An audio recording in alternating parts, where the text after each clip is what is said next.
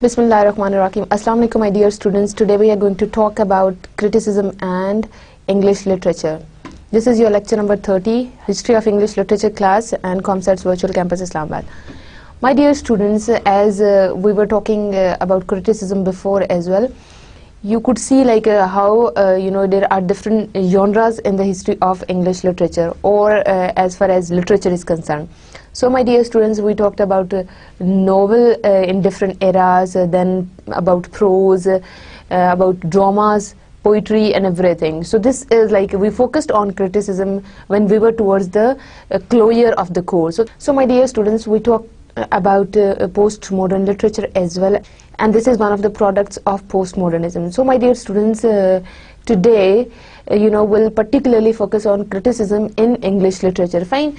So previously we talked about criticism generally, okay, we talked about different theorists and how did they define criticism or theory or any other thing. Fine. So my dear students, today will I'll tell you the definition of criticism, plus different types of criticism and its importance in the different eras. Okay, my dear students, you can see the outline of the lecture today. This is I'll start with what is criticism, what is basically the definition of criticism.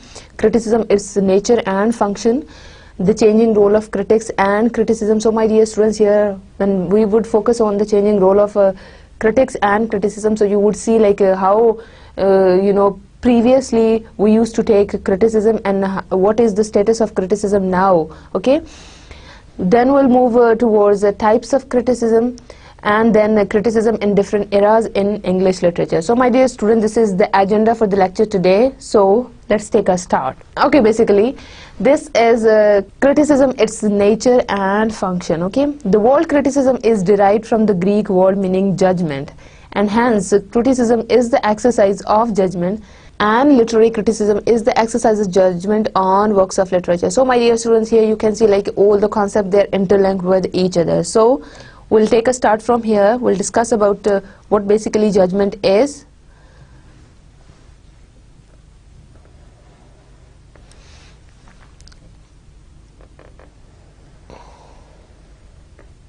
Or an exercise of judgment. Alright, so my dear students, here you could see basically the word criticism means judgment, okay, and criticism is the exercise of judgment. Okay, so my dear students, here you can see both the things are same, okay, judgment or an exercise of judgment. Okay, my dear students, previously when we were talking about criticism, so you could see at that time criticism, people used to take it in a very negative way, in order to highlight the negative factors which are involved in the formulation of anything, so you just highlight those factors. For example, if we want to analyze Shakespearean tragedy, so what are basically the flaws in that tragedy? So basically previously that was an old approach towards study of criticism, okay, to highlight the negative aspects only. My dear students, point over here is criticism is judgment, so this is not at all biased. Here basically you appreciate, you understand, and then you encourage as well, okay, the efforts of the writers. Okay, my dear students, by keeping in view what basically is judgment, it is without any bias, so you could see it is without any prejudice against the speaker or against the writer. Okay, so here you are quite neutral, and your judgment is quite pure when you analyze any kind of literary work. My dear students, even nowadays this criticism kind of thing is being taken in a very negative way. Okay, so whenever we criticize something, so usually what happens, we think that our duty is just to highlight the negative aspects of that thing, or just to check the flaws of that thing. So basically this is quite a wrong approach towards criticism. As you could see, this is your judgment, so this is without any flaw, without any kind of biased attitude towards anything. So here you are quite neutral, you are pure, and you do justice with the work as well. So my dear students, let me tell you a few things how can you avoid prejudice while studying any kind of work, for example any drama, any poem. So how can you avoid prejudice while reading it? So definitely you'll have to avoid your premature evaluation of the poem. Okay, so you are not here trying to focus on the writer himself, your focus is on poem. Okay, for example, if we talk about your everyday judgment in in daily life, my dear students, if you're attending a presentation, so how can you avoid that premature evaluation or premature judgment while attending a presentation? So here, my dear students, what you have to do, you'll have to focus on the subject matter, not on the personality of the presenter. My dear student, that was just an example. Usually we think like people, if they are going in one mode or they present in one tone all the time, so definitely we just think like this person is coming for presentation or is coming to present his any kind of literary work, so his work would be very boring. So what is this? This is not judgment, this is not criticism, this is your biased attitude or the premature evaluation towards that person. So my dear students, basically this criticism is for understanding, for appreciating, and for betterment as well. For example, if you find out any kind of flaw, so you can just highlight it in a positive way again for the betterment of that work. Plus, so my dear students, basically this criticism words means by looking at something without premature evaluation of that thing. Okay, so my dear students, here you could see like this is an exercise of judgment. So if we talk about criticism in literature or criticism otherwise, so this is an exercise of judgment. Okay, so this is not at all a static process or like you do it for once or for twice only. This is an exercise, this is an ongoing process. Okay, so literary criticism is the exercise of judgment on works of literature. So my dear students, here gradually we are moving towards literary criticism, what basically literary criticism is. So definitely this is an exercise of judgment on works of literature. So my dear student, this is very much obvious as well what is literary criticism. This is an exercise of judgment on works of literature. For example, if you want to analyze any poem, any drama, any novel, so what is that? You'll have to criticize that poem. Alright, criticism means like by keeping in view this can be the comparative study as well of different genres, or that can be a comparative study of different eras in the history of English literature as well. So my dear students, here basically our focus is on English literature. Alright, literary criticism is the play of the mind on the work of literature, and it consists in asking and answering rational question about literature.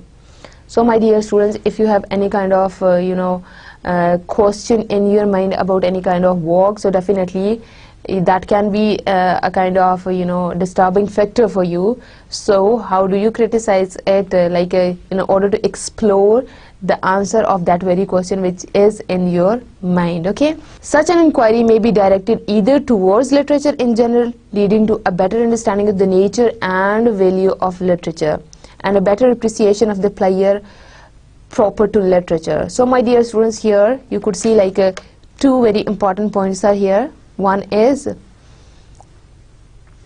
better understanding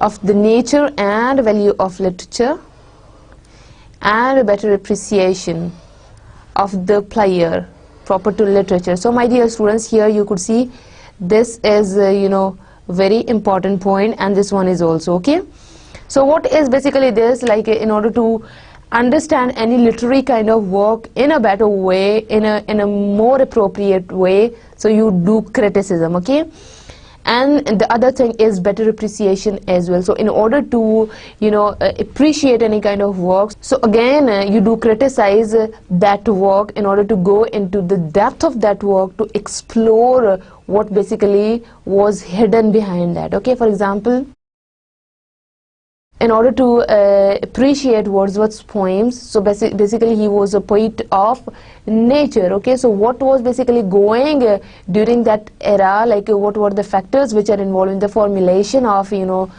his text, so here basically you try to appreciate that work. So definitely you'll have to do an in-depth study of literature, and here you could see like criticism is an interdisciplinary approach as well. So you cannot study anything in isolation. Definitely you'll have to mix some other factors.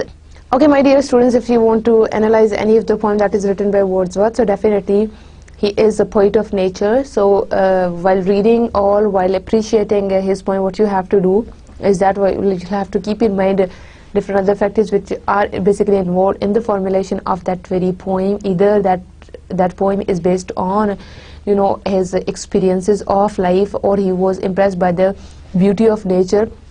So basically, my dear students, when we were talking about the definition of theory, so here criticism is also an interdisciplinary approach towards reading literature. Fine. So interdisciplinary in what sense? Like when you focus on anything, like for example on any poem, so what you do not study that poem in isolation. You'll have to, you know, involve other poems over here, you know, while analyzing that very poem. Okay, so this is also known as intertextuality. For example, when you read a text in relation to other texts, okay, what basically is the style over here in this poem, and you know, is this style you know, different from other poems, or that is same, okay, or what are basically the themes in other poems which are written by Wordsworth or any other poet, and what is the dominating factor over here, or you can say the most influencing theme in this poem.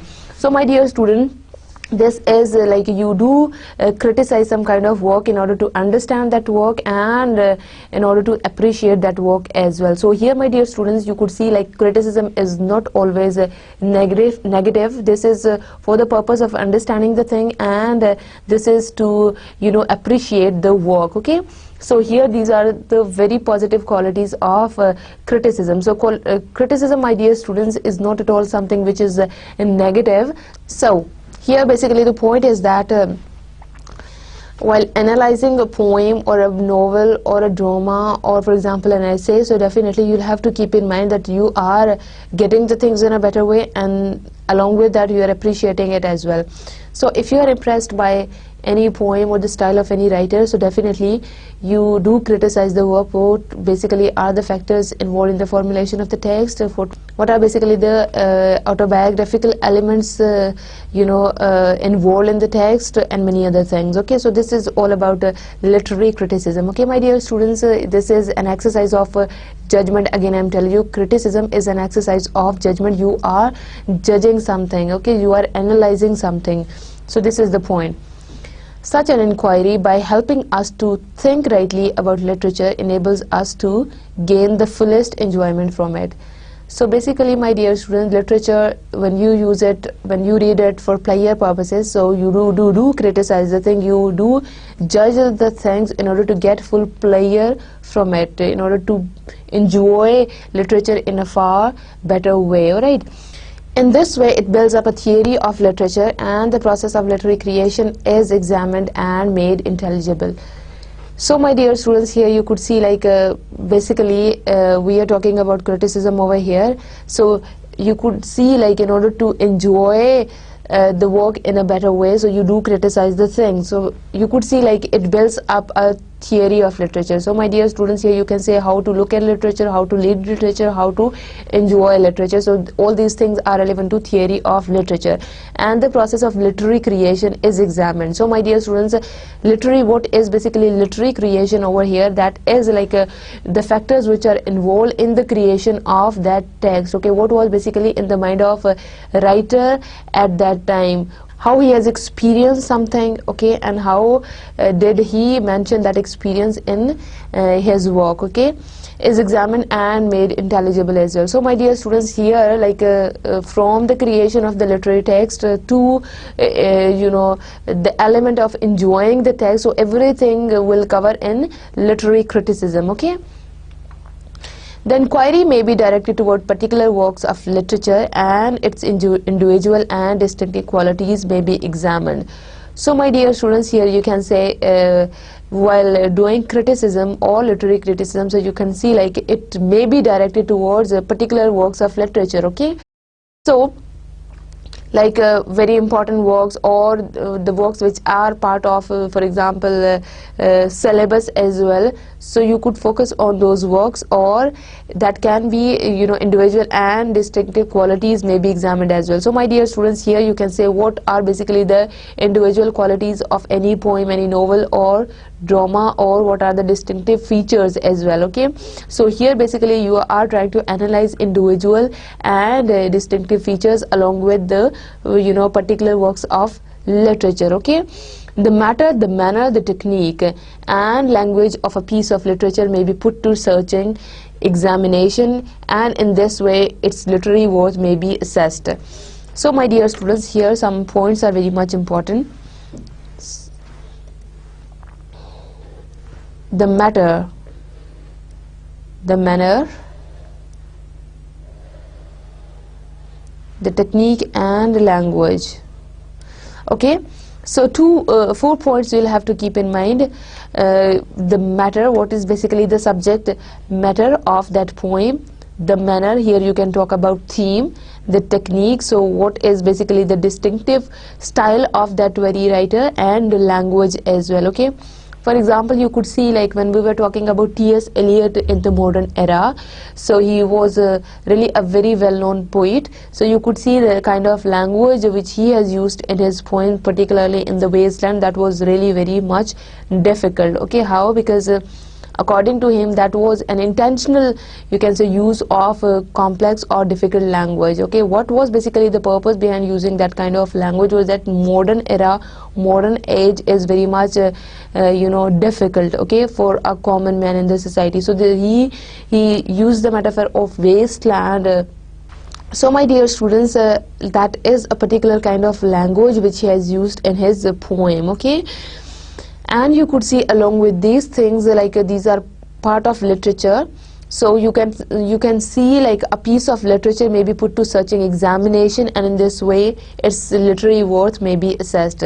So my dear students, basically this is an examination of literature. You examine, you evaluate and you analyze literature by criticism. All right, so my dear students, again let me tell you few things again, like we are focusing on criticism after postmodernism. Okay, so my dear students, you could see like we talked about post-war novel and post-war drama as well. So what were basically the themes at that time? So in postmodern period, you could see like we entered into a new domain, or you can say we moved towards a new direction in the history of English literature.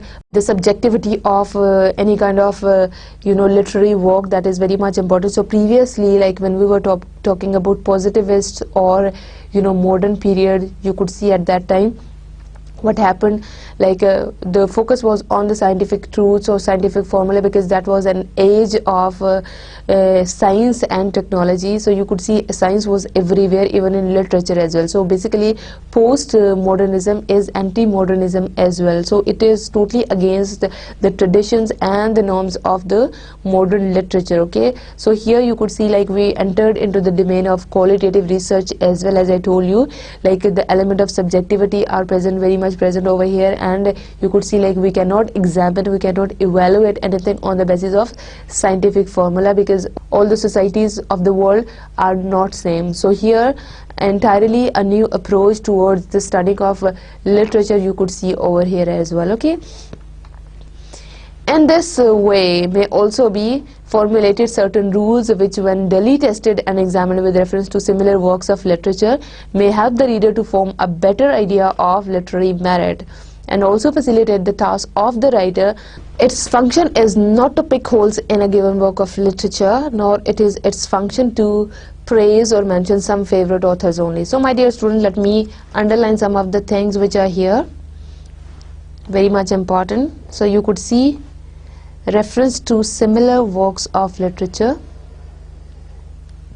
and then in order to get a better idea, this is not fault finding. 1, 2, 3. This is not fault finding. This is not to pick holes in a given work, and it doesn't mean to praise or mention some favorite authors. So my dear students, I'll explain all these ideas one by one to you people. This is like a, when we say like we are criticizing something, so you'll have to study, you know, that very work in reference to similar works of literature as well. For example, my dear students, if you want to analyze Keats' poetry, okay, or Keats, you know, any poem, so definitely what are basically the other similar works which are associated with that very poem. Basically he was a romantic poet, as you know, and you know, what are basically the other similar works relevant to his poem. You could study other, you know, romantic poets as well. You can focus on their works, like basically what was the main you can say philosophy of that very era. Alright, and plus you could relate that very poem with other works of you know, Keats as well. So basically these are the two approaches which you can do: studying a poem or a novel with the relevant to the works of other people you know, during that era, or you know, study the poem, you know, talk about the poem, comment on the poem with the reference to other works of the same writer. Okay, so basically these are the two approaches. So my dear students, here you can also go for one more approach, that is like in order to do the comparative study of any kind of poem, for example, that was written in during the Elizabethan age. You could see, you can draw a comparison of that very poem with the Victorian age poetry as well, or with the modern age, for example, or with you know, with the age of Restoration. So my dear students, these are the certain approaches which you can adopt while criticizing any kind of work. Okay, for example, when you you know, criticize any poem, so basically you just want to get a better idea of literary merit. Okay, so basically this is the better understanding of the poem. So you do criticize the poem, you do in-depth study of the poem, you critically evaluate the poem in order to get the better idea of that poem. Okay, and again the very traditional, or you can say the very typical approach towards you know,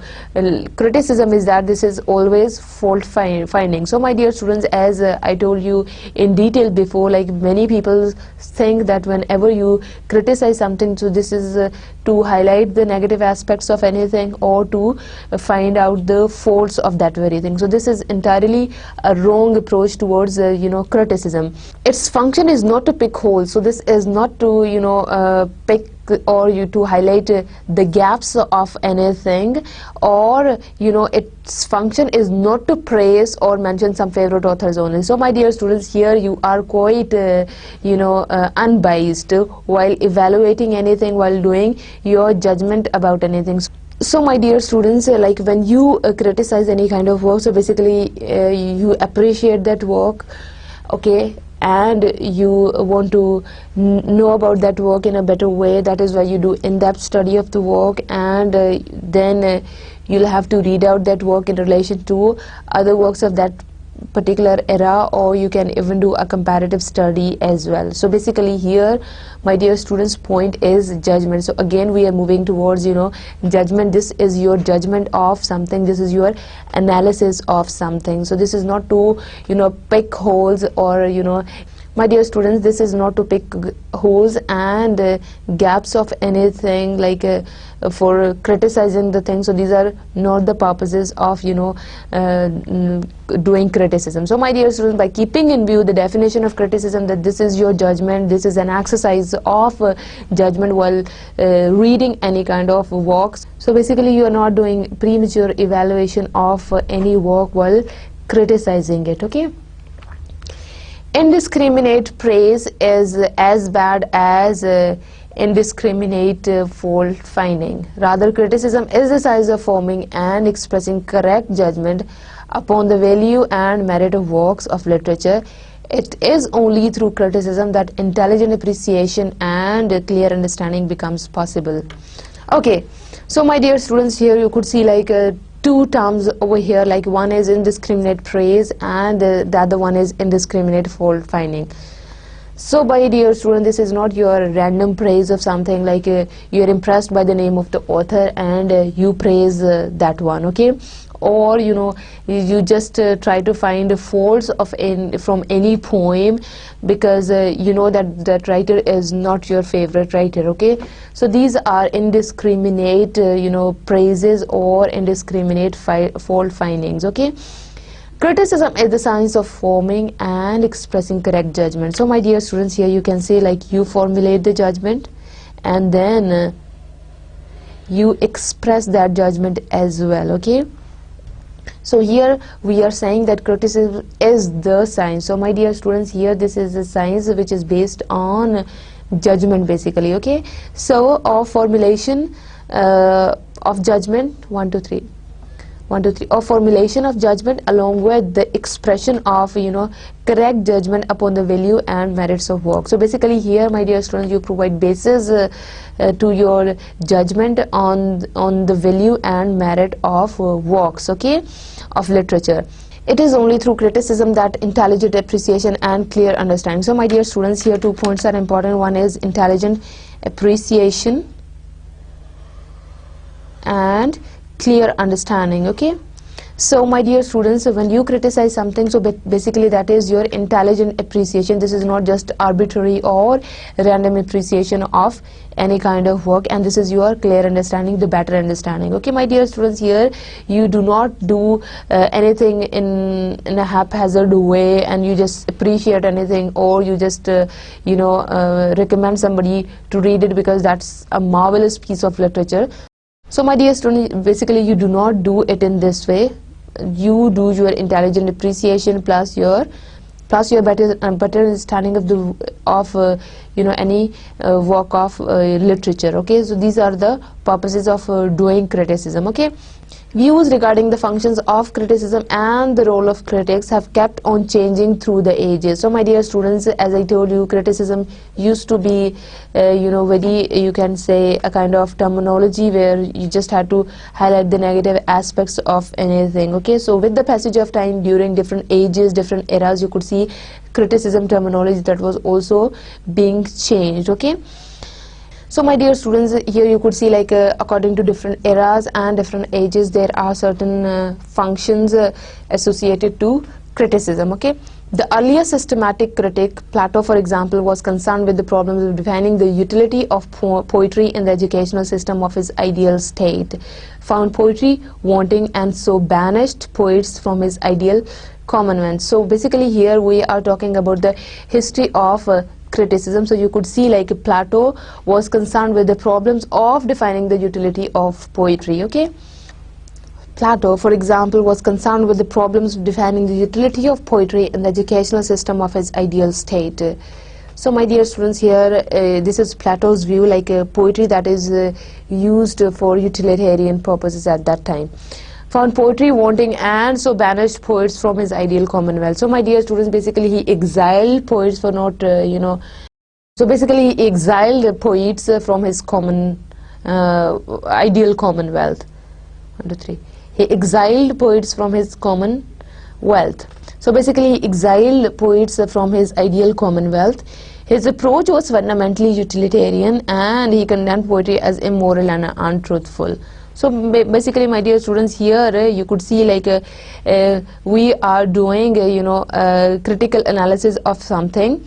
So basically Plato was a critic, so here you could see like how he has criticized poetry and he called it, you know, immoral and untruthful, and you know ultimately he exiled you know, different poets from his ideal commonwealth, okay? And he used to think that you know, poetry is used for utilitarian purposes only, for in order to get some kind of money, okay? So my dear students, basically this was his you know, judgment about poetry. So he was a critic, alright? So at that time you could see like that was just instead of appreciating poetry of that time, he's just saying that that is immoral and that is untruthful. So with the passage of time you could see like many critics who started you know, appreciating poetry. With the passage of time you could see the differences, okay? Following Plato's condemnation Following Plato's condemnation, critics for long centuries to come were preoccupied with justifying imaginative literature, more specifically poetry. So basically, my dear students, they were poets of that time. They were really very occupied with justifying what basically poetry is. This is to express your emotions, your imagination, your feelings in form of words. Okay, and you could see like that is a genre in literature. Poetry is a genre. 1 2 3. Poetry is a genre in literature. So my dear students, here you can say literally they were trying to justify like that this is imaginative literature, right? So here previously when we were talking about immoral and untruthful kind of poetry, that was Plato's view about poetry, that is not based on any kind of fact or truth in the society. So this is just imagination. So here, my dear students, you could see like poets of that time, they were trying to justify themselves as this is an imaginative kind of literature, and this is for player purposes. This is to present an imaginative world in form of poetry, in front of readers. So basically that was their point. Aristotle took up the challenge of Plato and asserted the superiority of poetry and philosophy, and Sir Philip Sidney wrote his famous treatise in defense of poetry. So my dear students, here you can see like the names of two more critics. One is Aristotle and the other one is Sir Philip Sidney. So my dear students, like you can say like he took a challenge, Aristotle took a challenge, and then he he criticized Plato's point of view, and he said that poetry is superior than philosophy. So my dear students, previously you could see like Plato rejected poetry. Why? Because he used to think like philosophy is better than poetry, because poetry is just an imagination that is not based on any kind of truth. So my dear students, here you can see when we talk about Aristotle, this is his point, that poetry is superior from philosophy. Okay, so my dear students, here you can see like Sir Philip Sidney in his book in defense of poetry, you could see like he highlighted certain positive elements of poetry in his work as well. So here you could see like we took a start with the the philosophy of Plato, like what he said about poetry, that is imagination only, that is you can say ambiguous, that is not based on truth. So later on this doctrine, this philosophy was rejected by Aristotle when he said that poetry is better than philosophy, and that is on the higher position than philosophy. Or in defense of poetry, like how Sir Philip Sidney defended poetry, because he was very much in favor of poetry, because he was in favor of writing poetry, because that is a reflection of your thoughts, of your feelings, of your emotions, passions and imagination. Okay, all through the Renaissance, the chief motive of critical writing was to set up a defense of poetry and to emphasize its moral value. All through the neoclassical age, criticism was concerned with demonstrating that poetry both instructs and delight. So my dear students, during the Renaissance period, you could see like the chief motive of critical writing was to set up a defense of poetry. So all the writings you could see like they used to defend poetry. Okay, so in neoclassical age as well, you could see like people started writing about poetry, that this is to instruct and this is to delight the people of the society. So you could see like we took a start from Plato, then we moved towards Aristotle, and then we talked about Sir Philip Sidney, and now here this is about Renaissance age and about neoclassical age in the history of English literature. Okay, critics from the earliest times have also thought that the chief business of criticism was to teach the writer how to write effectively. The general statement of Aristotle and Horace were narrowed down to dogmatic rules, and writers were advised to follow them strictly. So my dear students, here you can say like we are talking about the function of criticism, or the purpose of doing criticism. This is to teach writer how to write effectively. Okay, my dear students, you could see during the Elizabethan age as well, At that time, everybody was asked to write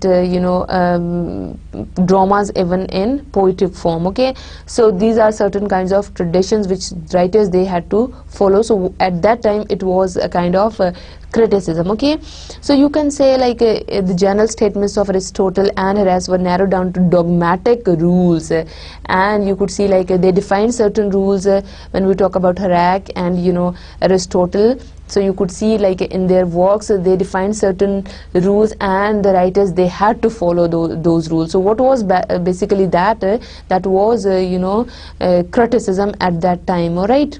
So my dear students, here you can see the critics of earliest times, they used to think that it was one of the functions of criticism to teach the writers how to write effectively. So you could see in Aristotle and Horace writings, how did they define the certain rules, and the writers they were asked to strictly follow all those rules. So basically at that time critics they used to do these kind of activities to define the rules and to make other people follow those rules. Okay.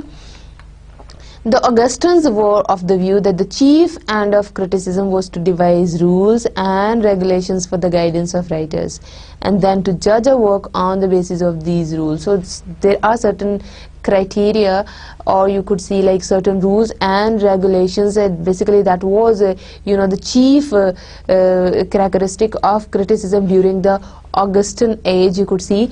And on the basis of those rules, so you can evaluate, you can judge, you can criticize any work. Okay. So my dear students, Pope admirably sums up the classical view of criticism when he advises the writers to make the study of the ancient their chief delight and learn from them the rules of good writing. Writers must adhere. Writers must adhere to these rules when they create, and critics must judge strictly on the basis of these rules. So my dear students, here you can see time and again, 1, 2, 3. Time and again we are talking about rules, regulations, certain criteria for judging any kind of work. So you could see during the Augustan age that was very much common thing, it was basically one of the characteristic of criticism at that time to define certain rules and regulations, and then to evaluate, to judge works of literature on the basis of those rules. So that idea is further taken by Pope. You could see according to him writers they must follow classical view of writing literature. Okay, and they'll have to take some aspects of literature from the classical ages, and then learn from them the rules of good writing. So basically for Pope, classical writers or you can say classical philosophers were his role models. So that was his advice for the writers to take to learn lesson from the classical writers, adopt them, and then adopt them in good writing. So here, my dear students, again you can see critics must judge strictly on the basis of these rules. So again the same thing is being repeated over here once more. This is what critics, that was the duty of the critics to adopt those rules and then evaluate, judge any kind of work on the basis of those rules only. Okay. However, such a view of the function of criticism soon become outmoded. With the rise of romantic individualism, the conception of the function of criticism underwent a radical change. It was now realized that the chief function of criticism is aesthetic, that is, to promote appreciation and enjoyment of literature. So my dear students, previously you could see how Pope talked about criticism, what is basically the function of criticism. Then we had a look on Plato's view, Aristotle's view, and then you could see here we are now in the Romantic age. Okay, so you could see that is a change, a radical change, in the definition of criticism along with the function of criticism. Okay, my dear students, so you could see during the Romantic era in the history of English literature, you could see the chief function of criticism is aesthetic. Okay, it is to promote appreciation and enjoyment of literature. So my dear students, we are entering into an entirely a new mode in the study of criticism over here. This is to promote appreciation, to appreciate any kind of work and to enjoy that work as well. So my dear students, here you can see like during the Romantic era we could see a new approach towards the study of criticism. When you criticize anything, so basically the point here is to appreciate that work plus to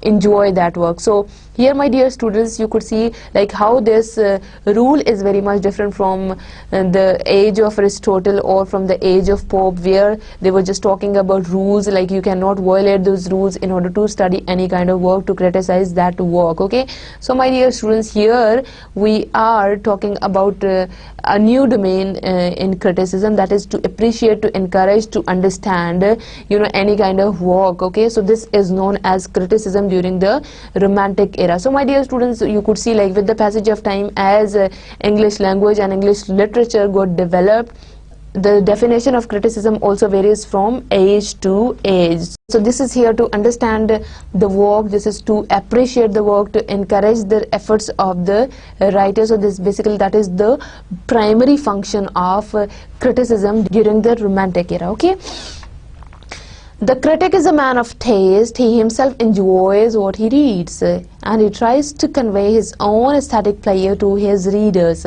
So my dear students, this is a kind of criticism, is a kind of commentary on the works of other people as well. So basically he is definitely a man of taste. He himself enjoys the literature. Okay, fine, and then whatever he is reading, he enjoys that thing, and then ultimately he tries to convey his own aesthetic pleasure to his reader. So basically, when you read a kind of critical work that is based on any kind of poem or novel or drama, so this basically, that is the responsibility of the critic to transfer, to you can say, to give that pleasure to his readers as well. Highest criticism is the expression of the personal impression of an exceptionally gifted and sensitive individual. It is a record of his own aesthetic pleasure and response to a work of art, and it stimulates and encourages the readers and help them to understand literature. So my dear students, here you can say this is your sensitive individual expression as well, criticizing something. So basically you are appreciating that work, that is your individual effort. All right, so this is basically to keep a record of, you can say, of own aesthetic pleasure, and then that is a kind of response to a work of art as well. So basically, what is criticism? It means an in-depth study of literature, or you can say your better understanding of the literature, the way you appreciate the literature. So my dear students, here you can see like this is a response to any kind of work of literature. Right, it was also during the Romantic era that a number of critics wrote to promote a better understanding of the process of creation. The best of such critics have been the poets themselves, and they have written in order to convey their literary theories, their views of poetic recreation to their readers. So my dear students, here you can see basically this during the Romantic era, a number of critics who wrote who criticized some kind of work that was basically to promote a better understanding of the process of creation. Again we are going backward over here, like what was basically the process of creation, the elements which are involved in the creation of any kind of text.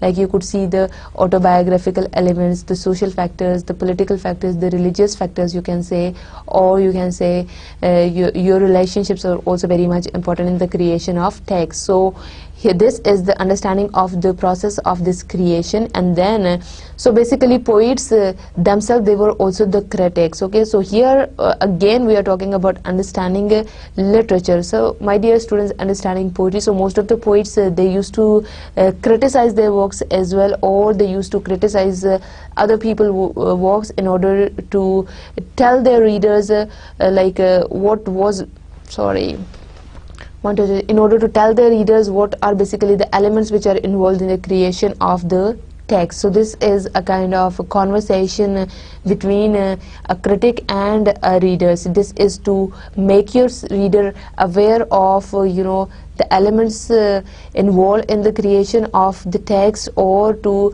get themselves and to do it for the better understanding of their reader. This is to facilitate the reader, like you criticize some kind of work in order to facilitate your reader, alright? Thus, the purpose of Wordsworth's criticism is to explain to his readers his own poetic theory, and in this way to create the taste by which his poems could be enjoyed.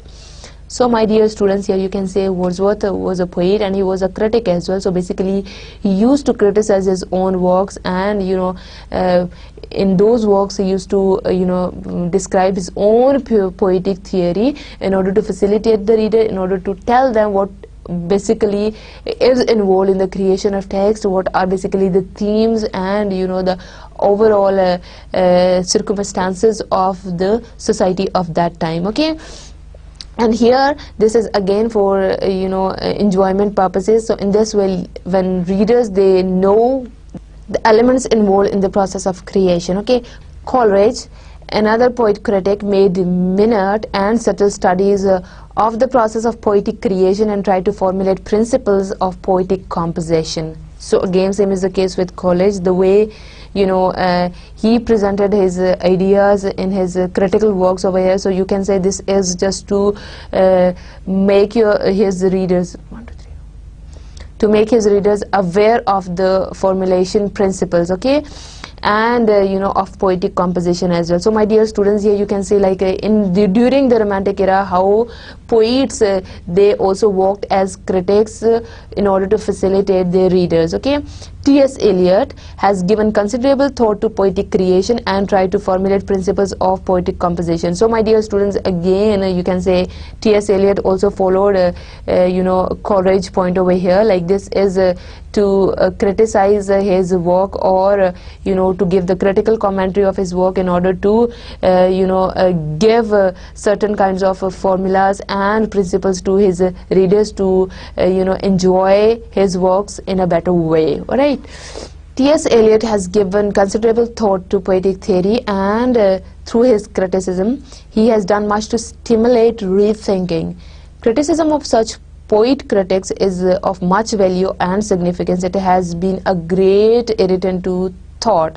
So my dear students, here one more point is very much important. This is to stimulate thinking, or to inspire thinking, or to arise thinking over here. So this is to stimulate rethinking. This is to awake your rethinking, alright? Or this develops your thinking as well, okay? For example, if you have any critical work in front of you that is you can say done by any poet himself, so you could see like so many points would be clear in your mind, and then you'll be able to enjoy that work in a very good way, and then you'll be able to appreciate that work as well, okay? For example, when we talk about T.S. Eliot or his work, so you could see like T.S. Eliot is not at all an easy poet to understand. So my dear students, when you talk about his critical works or his works of criticism, so you could see like the elements which are present over there, what is basically the purpose of using too many illusions, too many images, symbols and complex language in his works. So definitely you'll be able to enjoy his works, to appreciate his works in a far better way, okay? Romantic criticism often tends to be wayward and unbalanced. Therefore, the need was soon felt to discipline the personal likes and dislikes, prejudices and predilections of the critic, and bring literary criticism in touch with the main currents of literary and social thought. So my dear students, here you could see like romantic criticism that is very much unbalanced and that is a wayward as well. So my dear students, here you can say like there was a need to highlight the personal you can say likes and prejudices and predilections of the critic, and bring literary criticism in touch with the main currents of literary and social thought. So my dear students, here you can see like we are once more we are moving towards another direction, okay? So here basically you talk about the personal likes and dislikes, like where is your individuality while criticizing any kind of work. So that is very much important, and you could see like in romantic criticism these things were not present as such, okay? Thus, during the Victorian era, Matthew Arnold wrote that criticism is the endeavour to learn and propagate the best that is known and thought in the world. In this way, the scope of critical inquiry was much widened, and criticism became a handmaid to culture and education by propagating the best that is known and thought. So, dear students, okay, my dear students, here you can see like the endeavor to learn and propagate the best that is known and thought in the world. So my dear students, this is to learn and to circulate or to promote the best kind of literature in the world. Okay, the scope of critical inquiry was much widened. So here you can see like we are entering into another domain of criticism. Here this is to appreciate any kind of work. So here, my dear students, you can see the individual aspects of liking or disliking any work or any author also present over here. Okay, and criticism became a handmaid to culture and education by propagating the best that is known and thought. So my dear student, this is used for the, so this is basically used to promote your culture all over the world and to promote education as well. So whatever you think is important or what if you are powerful as well, so you can add that thing a part of syllabus of that time as well. So basically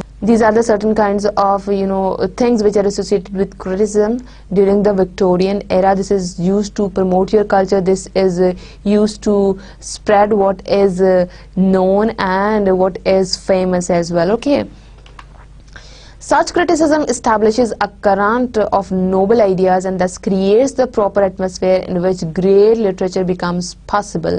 And this way, criticism promotes creation. Critical activity of a high order is considered necessary for successful creation. So my dear students, again the same point, like the elements involved in the creative process of writing literature. Indeed, critics like T.S. Eliot are of the view that much critical labor must precede and accompany the labor of creation.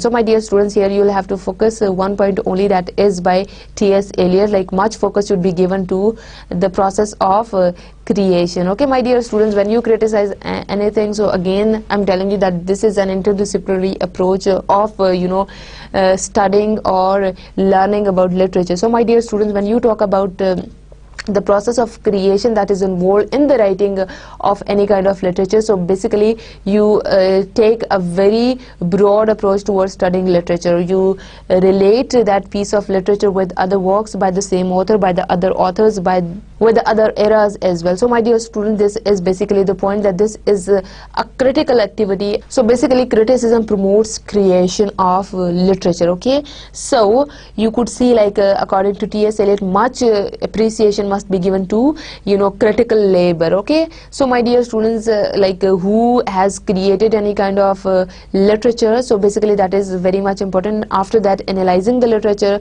giving your judgment on a particular piece of literature according to T.S. Eliot, that is very much important. Okay, then we discussed about Augustan age, and you can say age of Pope as well. So my dear students, then we took a start with romantic era in the history of English literature, that what critics they used to say about criticism. Then we discussed the Victorian era. So here, my dear students, here we are on the modern era in the history of English literature. In the modern age, there has been a considerable widening of the scope of criticism. There is a bewildering multiplicity of views and theories regarding the scope and function of literary criticism. So my dear students, here you can see like the scope is quite widened over here when we talk about the modern era. So we'll talk about criticism in the modern era now. Okay, broadly speaking, modern criticism is of two types. One is extrinsic criticism and the other one is ontological criticism. Okay, so we'll talk about these two kinds of criticism in the modern era in detail now. Okay, what is extrinsic criticism? It's the kind of criticism which takes into consideration the current psychological, sociological and cultural aspects and cultural concepts and relates a work closely to the life and the age of its writer. It studied the impact of social conditions on literature, as also how far literature tends to mold the age in which it is written. It enables us to judge a particular work in its social and biographical context. So my dear student, what is basically extrinsic criticism? I just want to underline some of the things for you people. What is it? Like, it takes into consideration the current psychological, sociological and cultural concepts. Alright, another thing which is important over here, that how far literature tends to mold the age in which it is written. Alright, and social and biographical context. So my dear students, here you can see, like, I have underlined few things for you, so we'll discuss these things one by one. The current psychological, sociological and cultural concepts. So my dear students, here we are basically talking about the psychology of the writer over here, okay, or the psychology of the common people of that particular era where that literature was being written. So my dear students, here psychology is directly associated with the society of the people. So society plays a vital role in the formulation of the psychology of any person. First of all, we talk about psychological issues, and then the sociological issues, what kind of society at that time, the common trends, norms, fashions in that society, and the culture concepts which are restricted to that very culture only. So these are the extrinsic criticism aspects, while when we talk about the types of criticism. Okay, another thing is that how far literature tends to mold the age in which it is written. So basically, my dear students, every literature is a reflection of that very particular age as well in which it is written. So my dear students, here you can say how far that literature is modified, how far that literature is you can say a kind of manipulative form of that society. So this also comes in criticism. Like, criticism enables us to judge a particular work in its social and biographical context. So my dear students, here like extrinsic criticism, that is external criticism as well. So basically we talk about psychology, sociological effects, cultural effects, alright, and you could see the biographical elements which are involved in the creation of literature. So by my dear students, here we are talking about all the contexts which are involved in the formulation of literature. So that is known as extrinsic criticism. Okay, the other one is ontological criticism. It focuses its attention entirely and exclusively on the work under study. Okay, for an ontological critic or new critic, the poem is the thing in itself, and the text is minutely examined and studied, word for word and line by line, without any reference to any other extrinsic consideration. So my dear students, on ontological criticism, we focus on the work only. So we do not take care of the psychological factors, sociological, cultural, religious factors, political factors which are involved in the formulation of text. We basically focus on the wording of the poem here, right, or wording of the novel over here. So this is ontological criticism. So my dear students, here you can see like the work which is being examined or which is being studied. So my dear, our focus is on that work, alright, the world or word for word explanation and line for line explanation without taking any reference of the other contexts which are involved. So here my dear students, you can say like